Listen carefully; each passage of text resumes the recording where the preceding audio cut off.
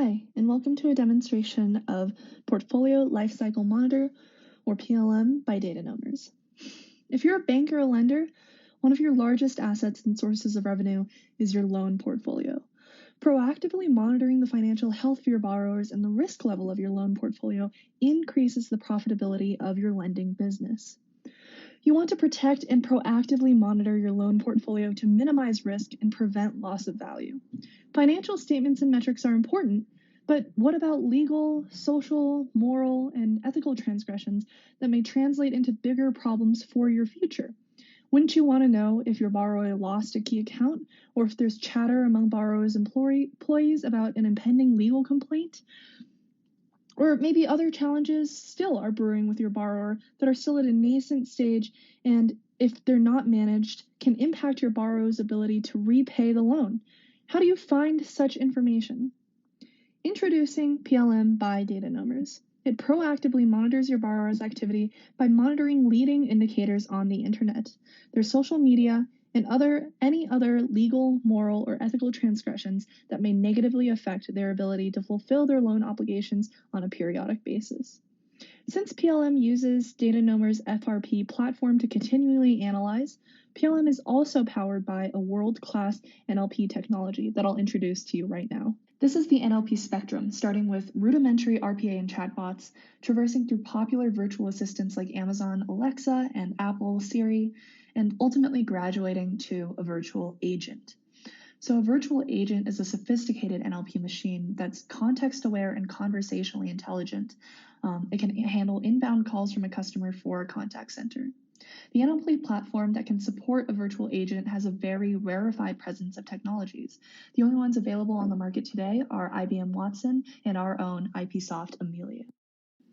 PLM extends the capabilities of FRP, part of the Data Numbers risk profiler ecosystem of solutions.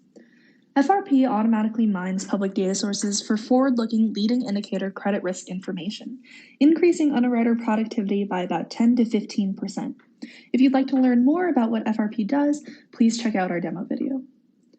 PLM then runs through your entire commercial loan portfolio periodically and alerts you of any new credit events flagged in the public domain. It's the leading indication system on real-time credit risk, and best of all, it's completely automated.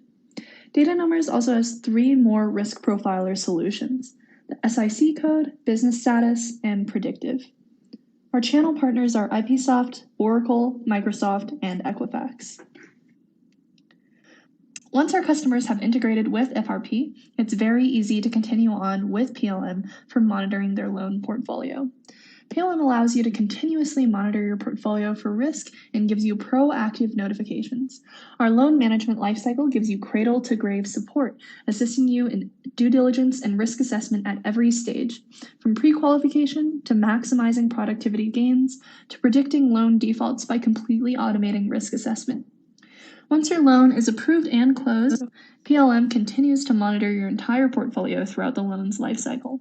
Some of our customers have integrated with PLM first, then moved on to the FRP Productive or FRP Predictive. We're flexible in adapting to your operational needs. Here's how the PLM process flow works. You have a portfolio of loans in place after the loan origination. So these are the borrowers that you have already lent money to. For loan originations, you may have used FRP Productive and or FRP Predictive. You upload the loan portfolio in an Excel spreadsheet to PLM. You must configure PLM for periodicity of monitoring and email recipients prior to the upload. I will show you how when we get to the demo. Soon after the upload, PLM will schedule an FRP run for every borrower in the portfolio. Once the FRP run completes, PLM would have established a baseline profile for every borrower in the portfolio.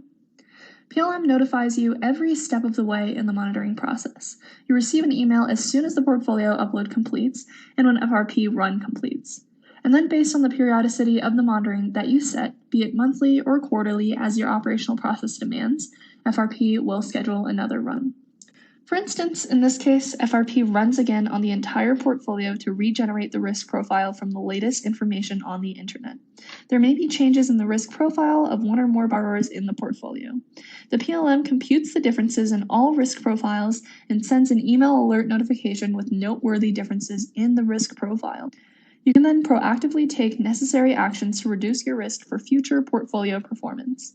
Now I'm going to show you how easy it is to accomplish these tasks with a very simple user interface. So the first thing we want to do is go to the Financial Risk Profiler site and log in.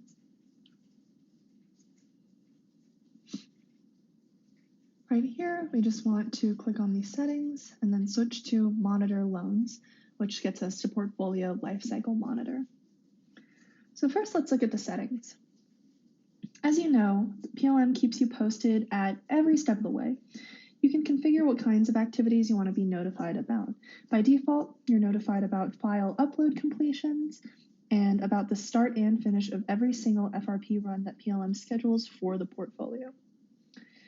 For the alerts allows you to specify interest in risk profile changes of different kinds as your process demands. Your process may need to know changes in the SOS registration records. For instance, at the time of loan origination, the business may have been active, but maybe after a month when PLM runs the FRP again, the SOS record says that the business is in liquidation proceedings, a very vital risk indicator for you. Likewise, at the time of origination, the business might have been fully operational and open, but now after a month or two, there are social media posts that say this business may be closing in the next 2 months, another vital risk indicator. You can configure your interest in these alert notifications by simply clicking these checkboxes. So you can turn alerts on for risk analytics, change in sentiments, and SOS registrations. You can also turn alerts on for if the website is unreachable or a change in revenue. The interval configuration allows you to specify how frequently you want to recompute the risk profile from the information on the internet. A simple drop-down to do so, either every 30, 60, or 90 days, you can receive a report. We're flexible to customize this interval for your process needs, say every 15 days or even daily. PLM will run FRP at this configured periodic epoch and compute differences from the last established baseline. Now looking at contacts. To continue the chain of thought from the points above, it's very easy to configure who needs to be notified in the organization about risk alerts, either by email or by SMS. Now looking at confidence scores. As you know, every module in FRP computes a confidence score, telling you how confident FRP is that it found the information in the respective module about the business that you are looking for. This tab allows you to specify your acceptance thresholds for those confidence scores as your operational process demands. The defaults are set to 60, but you may make it strict by configuring an acceptance threshold to, for example, 80. So now we go ahead and save. And that'll be all for settings. Now we want to go ahead and upload the data we'll be analyzing.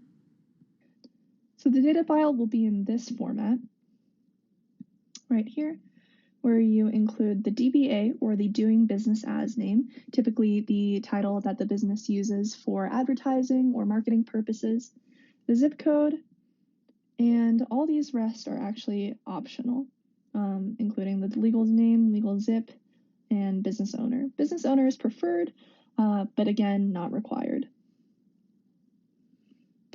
So this is the spreadsheet that we inputted into PLM.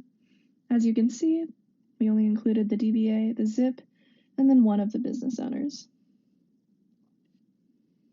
Then PLM will send you some automated emails that show you that the upload was successful. And then it will send you an email that the system has started processing your data using, once again, our world-class NLP system. And then it'll send you an email when the run has finished, attaching detailed credit risk information of your portfolio along with the email. So this is the output that we got.